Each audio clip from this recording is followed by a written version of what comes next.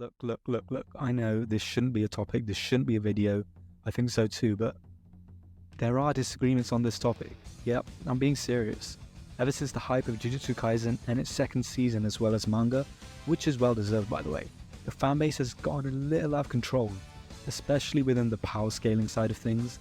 That's why topics like this one exists, and it really shouldn't. I mean, if you know power scaling, you should realize that this is a one-sided fight completely.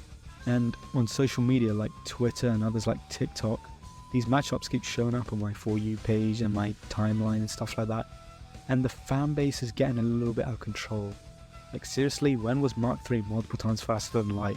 That's bold assumption. But yeah, this topic gets rinsed and repeated on sites like Twitter, which I'm very shocked about because you guys should know this is not a fight at all. But for this video, who really wins? Sakura or Maki?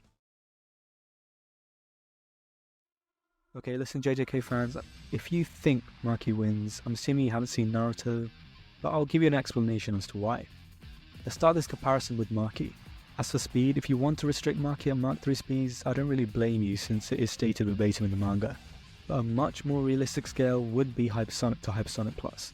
Now this is for several reasons. The speed stated in the manga was quite low and Gege admits so himself. He does say it's a bit out of place, so instead we're just going to be using calcs to quantify her speed. Maki was able to catch a bullet at point blank in the manga, making her at least Hypersonic Plus off this one feat. Again, I don't really care whether you want to make her Mark 3 at best or Hypersonic Plus, because I'll be real, it doesn't really matter. A more consistent scale according to the manga should be around Hypersonic Plus, so we'll just use that for now.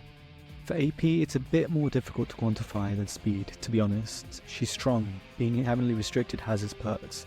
And outside of Yuji, she's probably the best physical fighter in the manga right now.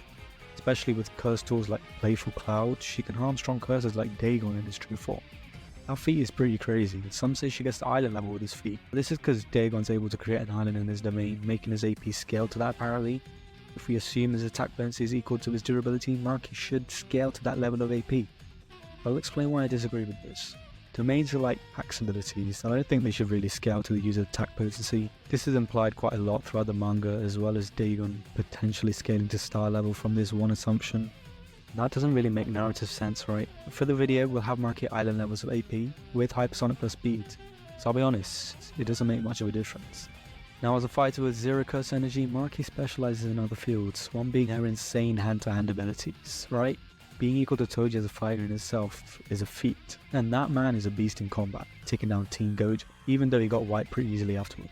Regardless, it makes Maki a respectable fighter, using techniques like the Shiranui Gata. I probably butchered that pronunciation. Regardless, this shows she has proficiency in martial arts to some degree. Being a skilled weapon user is also nothing new to her. I mean, wielding several weapons and also training Yuta to be a decent swordman in himself is a pretty good feat, and we know that boy's cracked, so. She also has her insane precognition ability, which everyone knows to be, pretty cracked, allowing her to react to Naoya's top speed, which she got blitzed by before. So yeah, she's insane. Apparently the hype of Jujutsu Kaisen has led fans to take her over Sakura in a fight, so she must be at least able to keep up somewhat, right? Well, sorry to let you JJK fans down, but Sakura's a different breed. I mean, the strongest Kunoichi of Konoha is for a fact not useless. Anyway, as an adult, she's pretty strong, like much stronger than Maki. Since Shippuden, we've seen Sakura perform insane strength feats. I mean, being a student of Lady Tsunade, it's bound to happen of course, but her scaling's got a bit better than then. Well, you guys know Shin Uchiha, right? Well, if you don't, this guy's pretty overpowered. I mean, he was able to harm both Sasuke and Naruto, even piercing straight through Naruto's chakra cloak, which by the way, Chidori from part 2 Sasuke wasn't able to do. This makes him pretty overpowered, yeah. Now we know these versions of Sasuke and Naruto are at least planetary or moon level, like if you disagree with that then I'm not gonna lie, might be a bit biased, but I might make a video scaling both Naruto and Sasuke in the future, so stick around for that. Anyway, this would really scale Shin to this level, and Sakura was kinda able to harm him. Yeah, pretty crazy feat, right? I mean, Sasuke was kind of implying that Sakura could have won, to be honest, which is crazy. I mean, Shin is crazy. His speed was scaled to Sasuke since he was able to keep up with him during that fight while reacting to him, making him relative in speed, so realistically this would get into faster than light speeds. Again, if you disagree with adult Sasuke being FTL in speed, I don't really know what to say to you.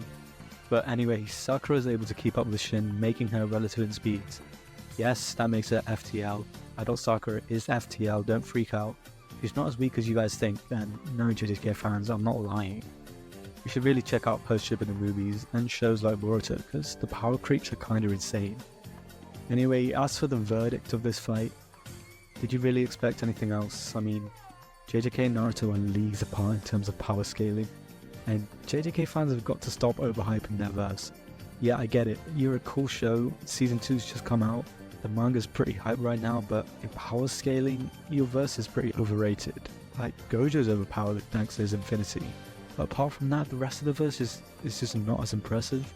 Especially someone like Maki, who doesn't rely on hacks like the rest of them. I mean, call this a spite match if you will, it might be, since JJK fans are getting out of hand. Look, we get it, JJK is hype, but some fans have got to chill out. I mean, the things I've seen some people say is pretty crazy, and I might have to make a video on them, to be honest. But for now, let me know what you guys think of this matchup in the comments. Do you agree? Do you disagree? If you disagree, I politely encourage you not to leave a message for your own sake. But I hope you enjoyed this video. I'll see you guys in my next video, and peace.